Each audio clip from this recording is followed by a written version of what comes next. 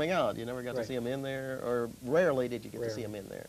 Because you did get to see some of them. Yeah, but all these villains all in one place. Yeah, that just... Would they put them like on opposite sides, you know, like put the Joker over here and the Riddler way over on the other side of the prison so they don't meet each other. Or they can't meet in the exercise yard or the library, or at dinner, you know, in the mess hall. The guards like sitting around going, hey, wait a minute, look at that penguin's over there with Catwoman. We better break them up over there. Right now. Yeah, they're probably plotting to get out of here, you know, do something. So where did they get all their goons?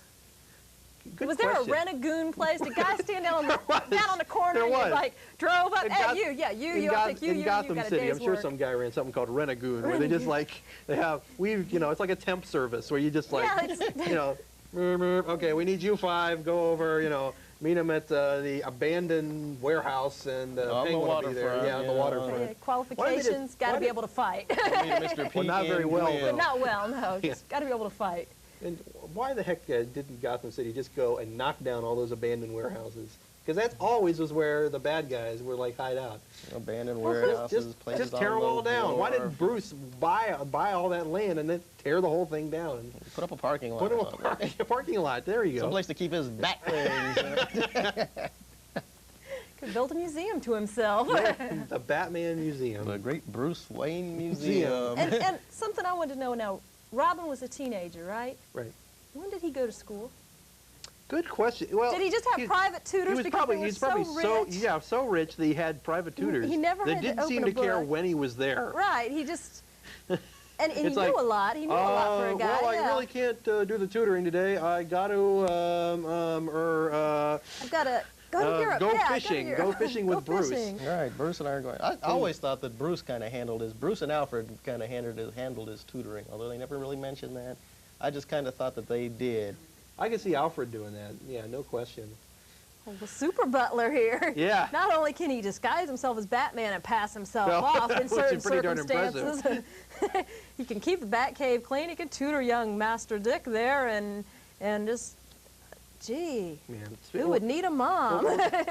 Well, speaking of disguises, what was the deal with almost every time you saw a villain, when they were in their lair or whatever, you know, they'd just be wearing their normal outfit, but when they went on a crime spree, they would wear their normal outfit and this little dinky mask. Yeah, like we'd never know who that was. Who is it? Oh, no. Who could that person be? But it can't be them. He's got this little mask. So I can't. Who could it be? Oh, just short knee waddles. How many could it be? It could be anybody. Oh, look, he's wearing these green clothes with question marks on them. Oh, he's got on that lavender mask. Yeah, it's just. Who could that be? Look, yes, a real demonic. Who could it be? Who could it be? Yeah, it just. Makes no sense.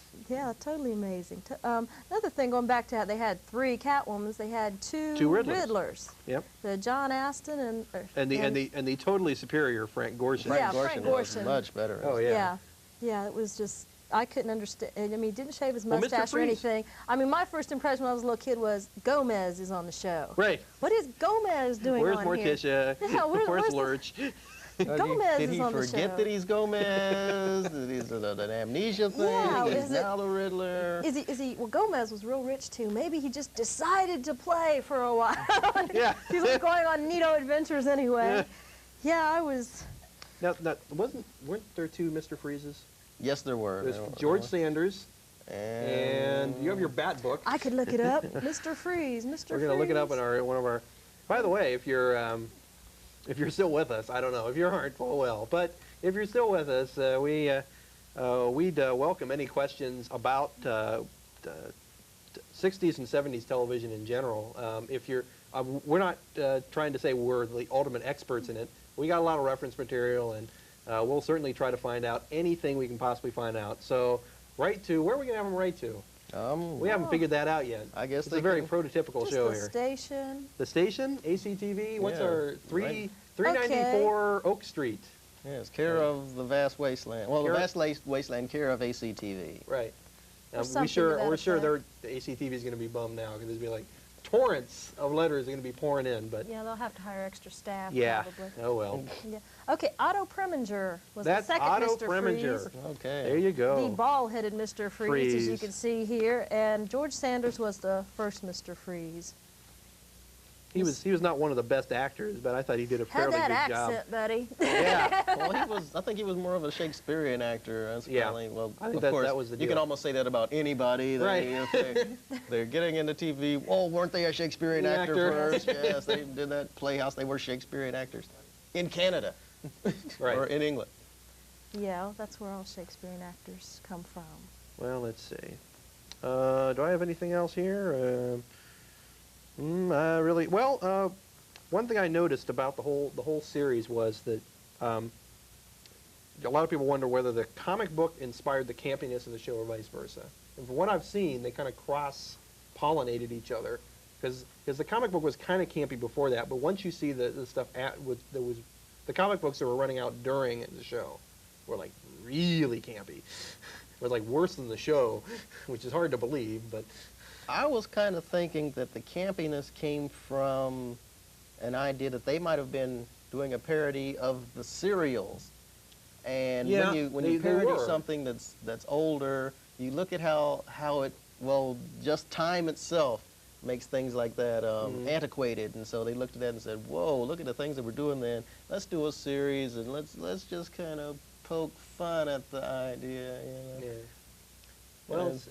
Do you have any other points? I think we're zipping toward the end of the show at a tremendous rate. I was just thinking about the movie. Was the movie the Batman movie? Not the new movie. Not the new one. We're looking The at the movie that 60s came off movie. of the series Right. here.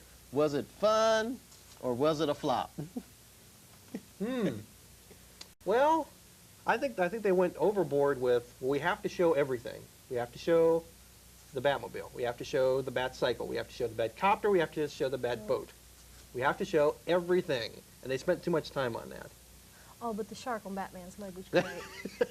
Oh, He it was had the so bat shark realistic. repellent right there, like No, he knew no, it was Robin gonna had to happen. lower it. Yeah, that's true, but they did have it But with they did them. have it with all, which in most helicopters you're going to have like, various fish repellents in it in case your helicopter is attacked by a fish. But Of course, I hadn't thought of that. right, you never know. That's true. But hey, Batman always knew. That's why He did. He was always Batman, the ultimate Boy Scout. I'm always prepared. I'll always have something for whichever situation.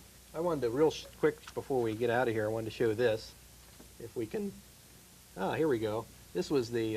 This is not an original, by the way.